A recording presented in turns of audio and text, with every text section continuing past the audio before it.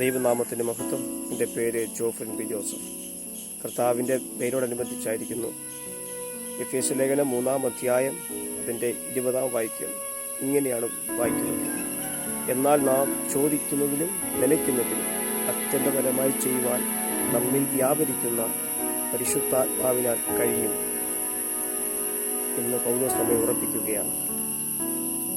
പൗലോസ് ഈ ലേഖനം എഴുതുമ്പോൾ കാരാഗൃഹത്തിൽ ഇരുന്നുകൊണ്ടാണ്. പക്ഷേ അദ്ദേഹത്തിൻ്റെ ഉള്ളിലുള്ള പരിശുദ്ധാത്മാവ് തന്നെ പ്രേരിപ്പിക്കുകയാണ്. ചോദിക്കുന്നതിനും നനയ്ക്കുന്നതിലും അത്യന്തപരമായി നമ്മിൽ വ്യാപരിക്കുന്ന പരിശുദ്ധാത്മാവിന് ചെയ്യുവാൻ കഴിയും. എന്നെ കേൾക്കുന്ന പ്രിയരെ, നമ്മുടെ പ്രതീക്ഷകൾ, നമ്മുടെ സ്വപ്നങ്ങൾ ഇതിനപ്പുറമായി നമ്മിൽ എല്ലാ കാര്യങ്ങളും ചെയ്യുവാൻ നമ്മുടെ കൂടെയുള്ള പരിശുദ്ധാത്മാവിന് കഴിയും എന്ന് നാം ഓർക്കുന്നു.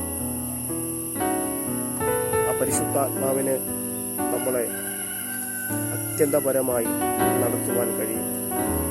പരിശുദ്ധാത്മാവിനെ വിധേയപ്പെട്ടുകൊണ്ട് പരിശുദ്ധാത്മാവ് പറയുന്ന വാക്കിനനുസരിച്ച് മുന്നോട്ട് പോയാൽ നമ്മുടെ ജീവിതത്തെ മാറ്റുവാൻ, നമ്മുടെ ജീവിതത്തിൻ്റെ പ്രതീക്ഷകൾക്കും സ്വപ്നങ്ങൾക്കും അപ്പുറമായി നമുക്ക് വേണ്ടി ചെയ്യുവാൻ കഴിയുമെന്ന് നാം ഉറച്ചു വിശ്വസിക്കുന്നു.